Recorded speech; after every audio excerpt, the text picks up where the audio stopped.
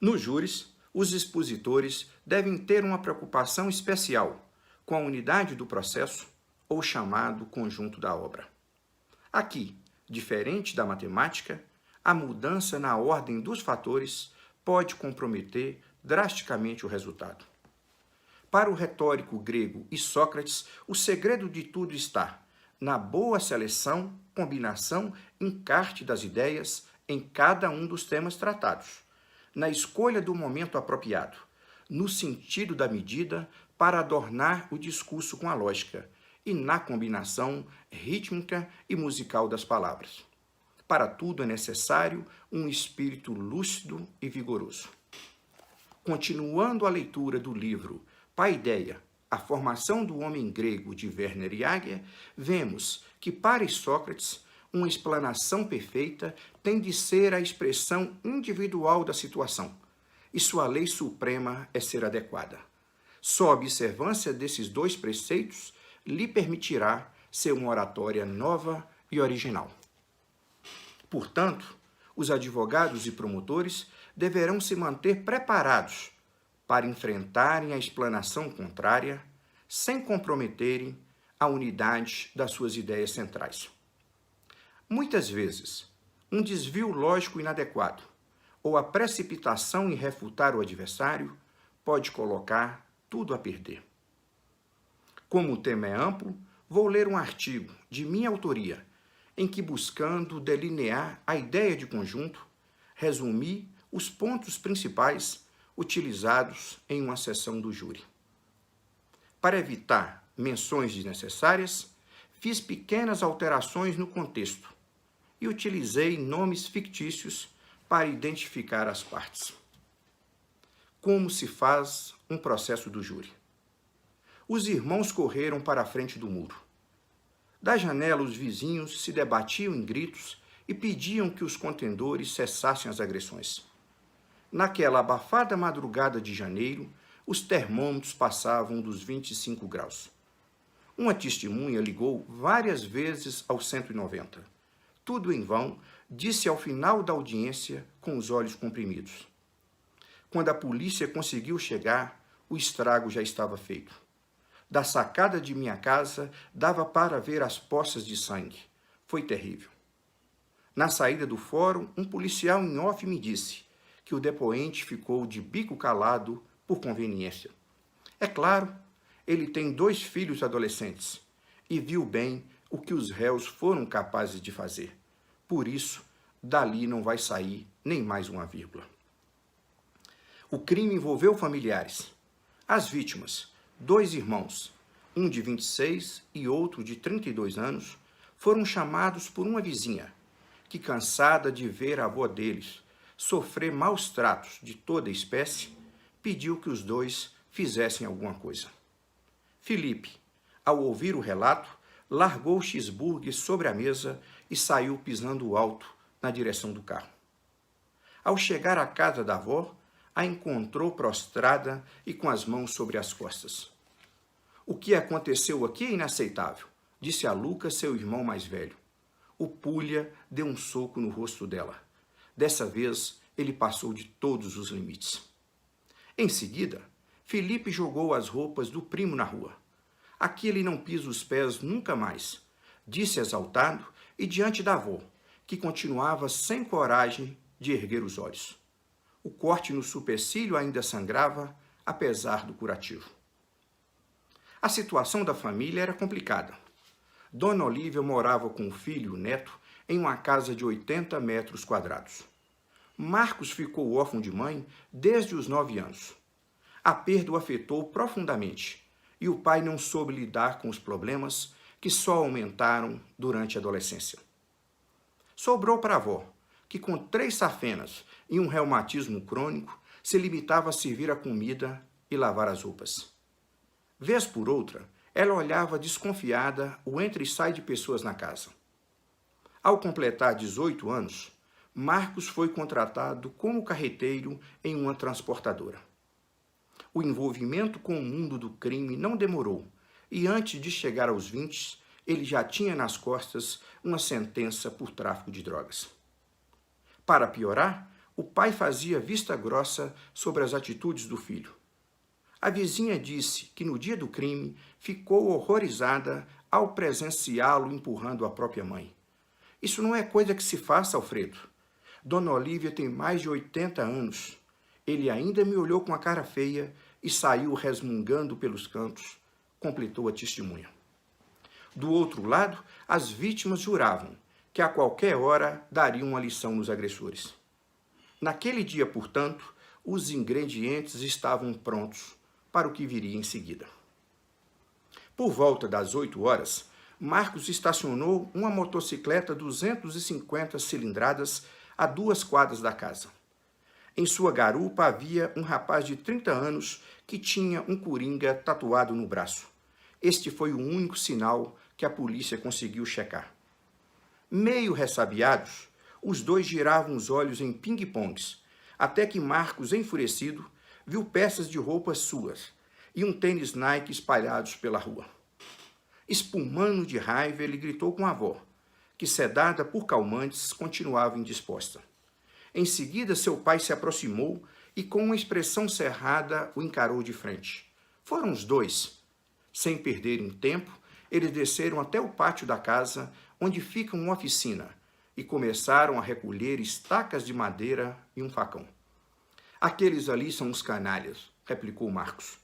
A vizinha, preocupada, enviou um WhatsApp a Felipe. Tudo em seguida foi muito rápido. Marcos, Alfredo e o terceiro desconhecido entraram na Saveiro, que deixou a rua estreita cantando pneus. A distância entre as casas paralelas não passava de 3 metros. Felipe e Lucas pararam o carro a 4 quarteirões do local. Ao descerem da caminhonete, os réus pegaram as armas que estavam na carroceria e partiram para cima das vítimas. A luta se estendeu por 62 metros, até que os irmãos, encostados em um muro, recebessem os golpes fatais. Alfredo, com estaca de madeira nas mãos, lutava com Felipe, enquanto Marcos se aproximou de surpresa e desferiu golpes de canivete na vítima. Logo que os irmãos caíram, os réus se entreolharam, pensativos. Alfredo suava em bicas, e Marcos, ao ouvir rumores dos vizinhos, "O que é isso? Que covardia!", disse quase afônico, "Vamos sair daqui antes que a polícia coloque a mão na gente." Eles só foram encontrados 5 meses depois, na cidade de Jacinto, no norte de Minas. A Secretaria de Defesa Social, atendendo aos insistentes pedidos da juíza, os recambiou ao presídio de Congonhas. A partir dali, só cabia pensar no júri. Os réus, sem medirem as consequências, se desfizeram do que tinham e contrataram um advogado de Belo Horizonte. Na audiência judicial, o defensor, com a confiança que beirava a insolência, disse que tudo não passava de um trágico, infeliz acontecimento. Abre aspas. Marcos só deu a facada para defender o pai. Está na cara. Qual filho não agiria da mesma forma? Alfredo estava sendo moído na pancada por Felipe, que além de ser muito mais alto do que ele, doutor, ainda é 20 anos mais jovem. Legítima defesa, isso é barbada no júri, completou com um sorriso irônico. Ao final da audiência, a juíza expediu uma precatória para que fosse ouvida a única testemunha que faltava, justamente a vizinha que informou as vítimas sobre as agressões sofridas por Dona Olívia. O processo ali já desenhava suas possibilidades e as partes devem preparar o terreno aos debates. Qualquer bomba não desarmada a tempo e o estrago pode ser irreversível. A testemunha foi ouvida por quase 2 horas e o defensor, de todas as maneiras, tentou pressioná-la. Imagino que ele supôs que sua artilharia verbal pudesse amedrontá-la, mas ali ele se descurou de regras que continuam praticamente imutáveis no mundo jurídico. Primeiro, quem pergunta já deve de antemão prever o que o depoente dirá. Segundo, algumas testemunhas têm características especiais. As mães das vítimas e os peritos, por exemplo, são dificílimes de serem encurraladas. Desde o começo, As condições da vítima me deixaram intrigado. Ela tentou proteger Dona Olívia e chamou os netos para defender a avó. Mas, com certeza, deve ter lhe passado pela cabeça que sua atitude disparou a sequência retratada no processo. Como o depoimento foi gravado, o assisti inúmeras vezes. É impressionante, mas as respostas mais diretas vieram das perguntas feitas pelo próprio defensor. Ele indagou: a senhora viu Alfredo dando pauladas no Felipe? Vi, ela disse. E no Lucas, vi também, repetiu convicta. Muito do que ocorre em plenário depende do que for feito na instrução. É ali que se formam as provas e se preparam os fatos que serão avaliados pelos jurados. Diante de uma disputa acirrada entre duas teses, os explanadores, naturalmente, procurarão impor a melhor maneira de contar o enredo.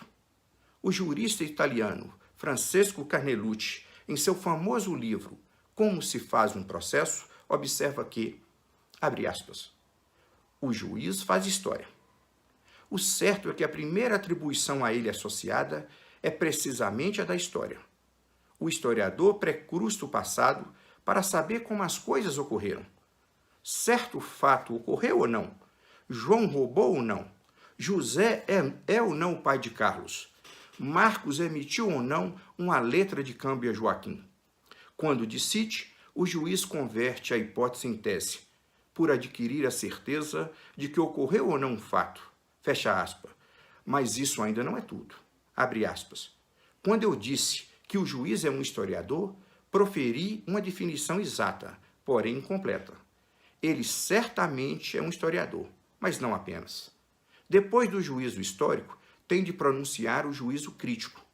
Depois de verificar a existência de um fato, tem de ponderar o valor que a este corresponde. Fecha aspas. Por isso a importância de uma instrução bem feita e que os expositores prevejam com antecedência como cada registro será analisado na tribuna. O júri foi designado para uma terça-feira. Pela fama do advogado em ouvir todas as testemunhas, a previsão é que o resultado só saísse por volta das 11 horas da noite do dia seguinte. Confirmando os prognósticos, o primeiro dia transcorreu sem novidades. O fórum estava lotado de estudantes, professores e advogados. E o defensor, ao se utilizar de uma fita métrica e de uma inflexão de voz acentuada, aumentava a expectativa sobre sua atuação. Durante o dia, ouvia observações dos estagiários do fórum. Eles achavam que o advogado estava levando vantagem no júri. Os comentários não me deixaram preocupado. Longe disso. Meu papel ali, comparado a de um jogador de xadrez, era proteger uma peça importante, o depoimento da vizinha. Como já sabia que o advogado tentaria de todos os modos desacreditá-la, perguntei às demais testemunhas sobre o caráter dela. Eles, praticamente em coro, disseram que Mariângela era uma pessoa prestativa e que, desde que se mudou para Belo Horizonte, vem a Congonhas pelo menos 2 vezes por mês para cuidar dos pais, que já estão idosos e com as saúdes debilitadas. Portanto, essa tática sutil e que só é apreensível a quem conhece o processo em seu conjunto, passou despercebida aos estagiários que se impressionavam com a postura histriônica do defensor.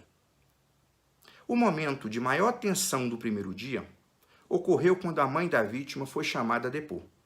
Ela se sentou meio encolhida e, com a voz estrangulada, diz que foi informada sobre a morte dos filhos por uma prima. Ao chegar à rua, viu que eles estavam cobertos por uma lona. Na hora, o choque a deixou sem reação. O rosto de Felipe, tão bonito, doutora, e eu ali o vendo, mutilado e quase irreconhecível. Tudo me é muito doloroso, disse com dificuldade. Depois ela falou sobre os réus. Quando Marcos estava preso, o visitava toda semana. Levava um pacote de biscoito que ele gosta, e depois ele fez o que fez com os meus filhos. Já o Alfredo é a maldade em pessoa. Nunca vi ninguém pior em toda a minha vida, completou com uma expressão de tristeza. os advogados ficam especialmente incomodados com as mães das vítimas. Ninguém é tão dona dos mortos e tem mais o direito de chorá-las do que elas. Quando a juíza perguntou se a defesa desejava fazer perguntas, o advogado estendeu os braços sobre a bancada e disse um sonoro e plástico sim. Ele ainda cochichou algo com a sócia e, em seguida, começou a levantar dúvidas sobre a relação da testemunha com Dona Olívia. A tática de emparedar a mãe era arriscada. A testemunha reagia mal às perguntas e, com frequência, se emocionava. Não raras vezes, a fala era interrompida por choros e soluços. Às 14h, o advogado fez o último questionamento. Satisfeito, Excelência, mas infelizmente não vou dispensar a testemunha. Como não, doutor? Qual o motivo? A dona Aureliana possui sérios problemas cardíacos, indagou a juíza. A cariação. Terei que confrontar o depoimento. Há muitas contradições, dizia com os braços abertos e uma expressão quase agressiva. A sua verdadeira intenção era impedir que a mãe permanecesse chorando na primeira fila do plenário. De imediato, percebi que precisava capitalizar a situação. Na sequência, pedir a palavra e me dirigi ao defensor. Doutor, sei que é um direito de Vossa Excelência não dispensar a testemunha. O Código de Processo Penal lhe garante essa prerrogativa. Mas peço que reconsidere a decisão do ponto de vista moral, pois este ato é extremamente duro e cruel com a mãe. No júri dos Nardoni, o advogado Podival, antes dos debates, liberou Ana Carolina Oliveira, mãe da menina Isabelle. Nesse momento, me levantei e, com o livro A Prova e a Testemunha de Lana Cazó em mãos, fiz uma leitura cadenciada do trecho que faz menção a este fato. Abre aspas. O juiz Dr. Maurício passa então a explicar a todos que, durante os trabalhos do dia, um oficial de justiça o procurou para dar notícias sobre o estado de saúde da testemunha Ana Carolina Oliveira. O juiz, em face da informação, solicitou que um psiquiatra fizesse uma avaliação técnica, uma consulta médica autorizada e acompanhada por um oficial de justiça, e ao término dessa apresentou o laudo. Ali constou que a testemunha estava em uma situação psíquica abalada e preocupante, sendo contraindicada uma cariação. Reuniram-se juiz, Ministério Público e Defesa. Depois de rápidas palavras, Podival foi falar com seus clientes e acabou dispensando Ana Carolina Oliveira. Fecha aspas. O advogado, com um semblante pesadíssimo, manteve o pedido. A mãe, de cabeça baixa, foi acompanhada até a sala de testemunhas por um oficial de justiça. Os jurados a observaram com atenção, e o trajeto, pelas circunstâncias, pareceu psicologicamente bem superior ao tempo real. De um jeito ou de outro, a defesa levaria o peso daquela decisão ao plenário. Na quarta, pela manhã, os debates se iniciaram. Precisaria ser direto e evitar desperdícios. Pelo menos 50% de meus esforços seriam destinados à refutação das teses defensivas que foram indicadas nas alegações finais. Após os cumprimentos, sustentei o conluio entre os réus para o cometimento dos homicídios qualificados, motivo torpe e recurso que dificultou a defesa da vítima. Comecei pela questão espacial. Este é um item de primeiríssima importância. Afinal de contas, quem narra uma história, antes de mais nada, deve transitar com segurança pelo local dos fatos.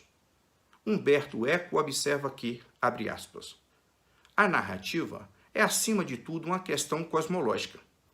Para narrar algo, começamos com uma espécie de demiurgo que cria o mundo. Um mundo que deve ser tão preciso quanto possível, para que possamos nos movimentar nele com total confiança.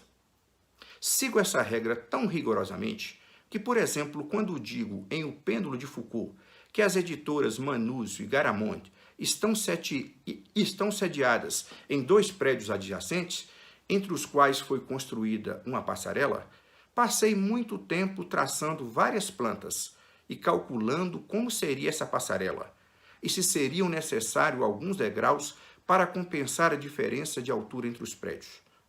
No romance, menciono brevemente os degraus, e o leitor registra sua existência com naturalidade. Creio sem prestar muita atenção. Mas para mim eles eram cruciais, e se não os tivesse concebido, eu não teria sido capaz de prosseguir com a história. Em O Nome da Rosa, eu queria também que meus leitores visualizassem com clareza de que maneira os personagens se moviam pelo mosteiro. Fecha aspas. Ora, disse com vigor, os réus moravam em uma rua estreita, menos de 3 metros de largura. E ao decidirem atacar as vítimas, saíram de carro até interceptá-las em uma avenida que fica a mais ou menos 200 metros do ponto inicial. O defensor perguntou várias vezes às testemunhas se a briga ocorreu na porta da casa dos réus. Portanto, senhores e senhoras do egrégio Conselho de Sentença, ficou evidente que o advogado desconhece totalmente o local dos fatos e que, portanto, todas as consequências que roga a partir dessa incorreção são gritantemente contraditórias. Em seguida, passei aos argumentos complementares. O defensor disse assistente da acusação que não existiam registros de pauladas na vítima. E uma vez provado esse fato, Alfredo seria absolvido. Já falava há quase 1 hora quando pedi a atenção dos jurados.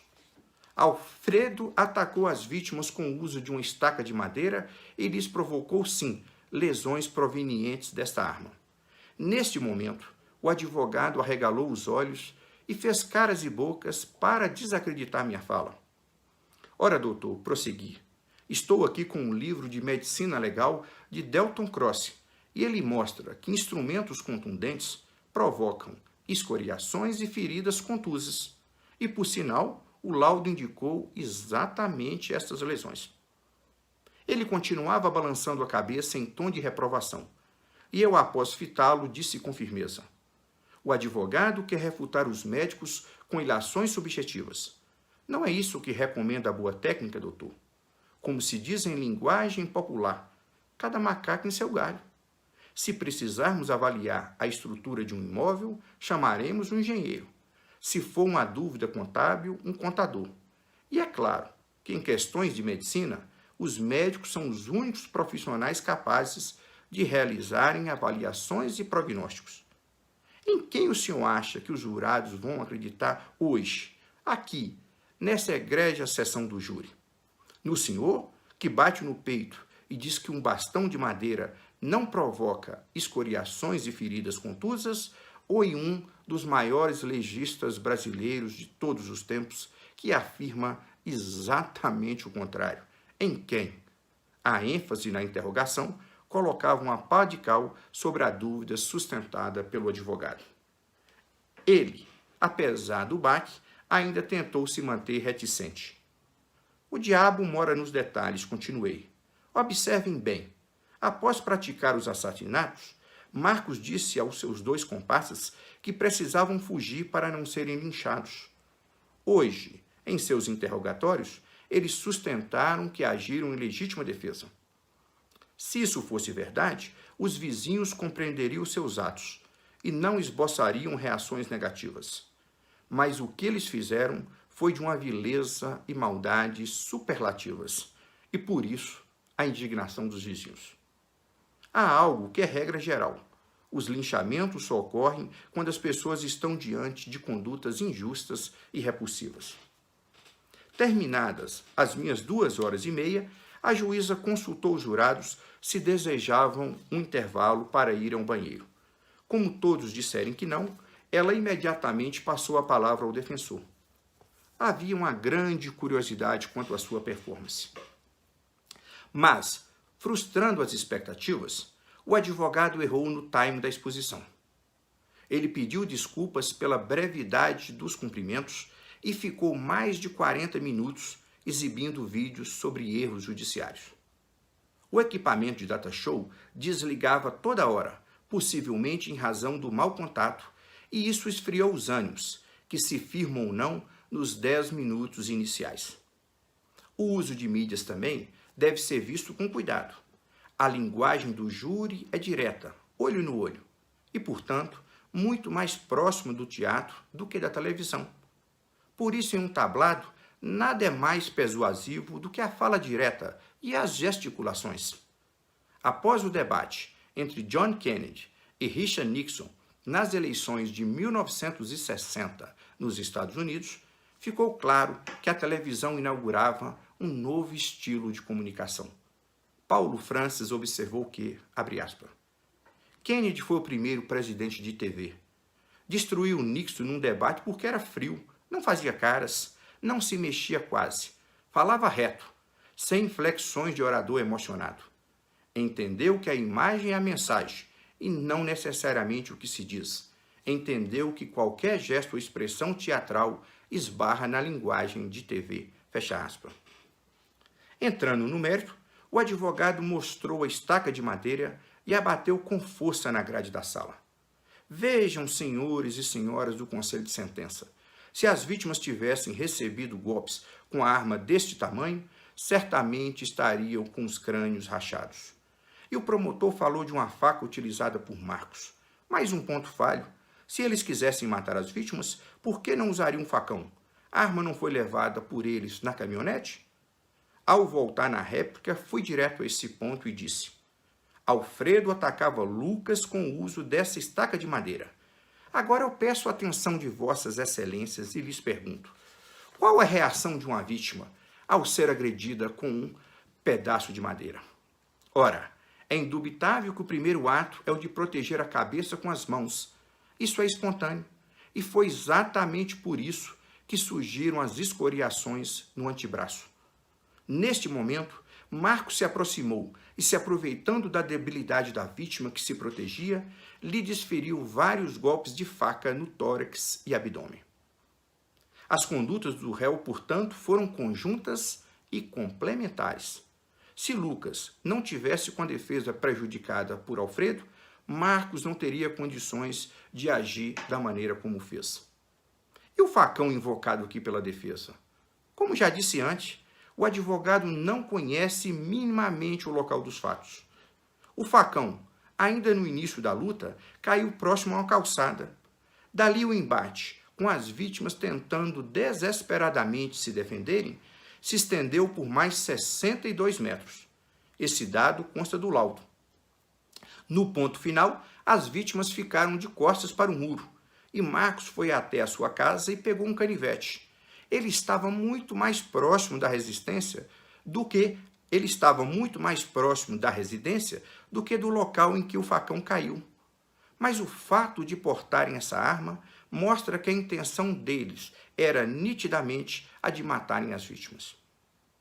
Resolvida essa questão, me concentrei em outros 3 detalhes de grande importância. Primeiro, o confinamento da mãe. Uma atitude extremamente insensível, disse com os olhos voltados ao advogado. A defesa tem o direito de pedir o recolhimento das testemunhas. O Código de Processo Penal lhe garante esta prerrogativa. Mas nem tudo que está escrito em lei é moral. A justificativa usada hoje foi a realização de acariações, que, como todos viram, não ocorreram. O motivo por trás dessa atitude, na verdade, era bem diferente. A mãe agora, disse com ênfase, está lá dentro confinada, mas seu coração e expectativas conjecturam sobre tudo o que está acontecendo aqui, nessa egrégia sessão do júri. As relações familiares estão acima de idiosincrasias e percalços legais. O direito de uma mãe é de ordem natural e irremovível. Quando um parente morre, tudo o que lhe diz respeito pertence à família. Por isso, o desespero dos pais para encontrarem os restos mortais de seus filhos perdidos em tragédias e acidentes. O anseio de lhes dar um funeral se torna um mote obsessivo às famílias. O enterro fornece endereço e identidade ao morto. Essa situação é tão forte, senhores e senhoras do Conselho de Sentença, que se encontra enraizada na ideia do que é o direito. O grego Sófocles narra que Antígona enfrentou Creonte para dar um enterro religioso a Polinice. Cito ainda outro exemplo da história latino-americana. A coragem de uma mãe é um sentimento quase impossível de explicar, se não fosse pela existência de um elemento que lhe dá corpo, um amor descomunal. Somente essa expressão é capaz de definir o desassombro das mães argentinas, que, usando lenços brancos nas cabeças para simbolizarem as fraldas de seus filhos desaparecidos, enfrentaram a ditadura militar. Elas não se importaram com os enormes riscos que corriam, e muitas delas foram sequestradas e mortas pelo governo do ex-general Videla, que com mão de ferro comandou o país no final dos anos 70. O nome do grupo, Mãe das Praças de Maio, veio em referência ao local em que eram feitas as reivindicações e que se situa bem na frente da Casa Rosada, a sede da presidência argentina. Por aí se vê que a cautela é uma palavra inexistente no dicionário das mães. Somente um amor sem limites e disposto a sacrifícios de toda ordem nos dá uma pálida ideia do que estamos a tratar. Mas hoje aqui, senhores e senhoras do egrégio Tribunal do Júri, ao contrário das menções históricas e literárias, prevaleceu o direito escrito e Dona Aureliana foi impedida de assistir ao julgamento dos réus que mataram seus filhos. Não podia, por uma questão de justiça, deixar de pontuar estes registros.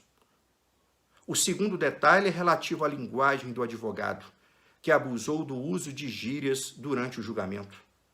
De olho nesta, entre aspas, quebra de decoro, busquei ser elegante e agregar meus argumentos com citações jurídicas e literárias. Nada melhor para ressaltar um defeito alheio do que andar em sua contramão. No júri, essa perspectiva ganha ainda mais visibilidade. As formalidades, como o uso das becas e o compromisso dos jurados, criam uma estética favorável a um estilo mais carregado. Foi o que ocorreu em Congonhas.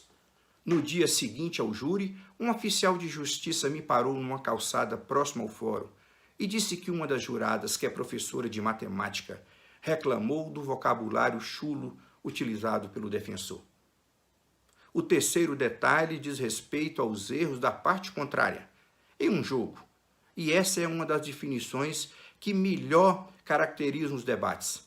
O participante nunca pode perder a oportunidade de desgastar o oponente. O advogado perguntou às testemunhas por que Dona Olívia, que tem 82 anos, não foi atendida pelo conselho tutelar.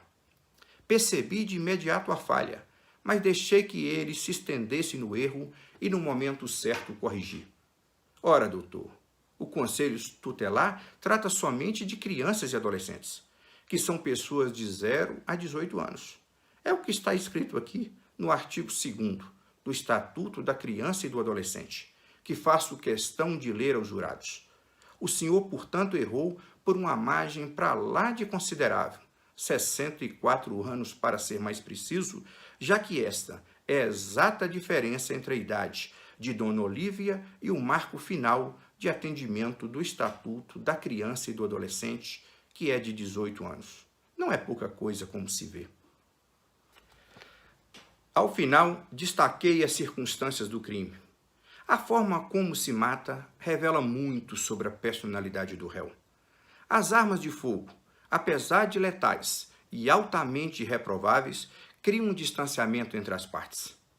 Mencionei um programa de TV, em que o capitão da aeronáutica dos Estados Unidos, Tim Burton, contou como foi preparado para jogar a primeira bomba atômica sobre Hiroshima.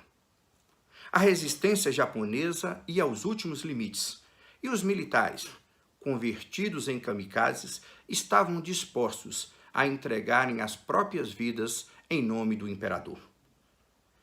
Em um caso de uma eventual invasão anfíbia ao Japão, as estimativas giravam em torno de 10 milhões de mortes. O capitão recebeu a missão com estes números e justificativas. Ele nomeou o bombardeiro B-29 de Enola Gay, em uma alusão carinhosa à sua mãe, e no dia 6 de agosto de 1945, a aeronave sobrevoou as águas do Pacífico com a Little Boy, a ogiva atômica, a bordo. Ao abrir a comporta do avião, o militar ainda teve a esperança de que o artefato falhasse, mas quando ainda completava o retorno, viu o enorme cogumelo de fogo que atingiu a cidade japonesa. Diante de si, números frios e o cumprimento de uma ordem militar. Este foi um fato terrível e que marcou profunda e negativamente a história da humanidade. Agora, quando alguém é capaz de rasgar um corpo com uma faca e menosprezar a respiração ofegante e o desespero de quem tomba diante de si, temos a maldade em sua forma mais crua e primitiva. Marcos, sem qualquer piedade ou compaixão, mutilou o corpo do seu primo.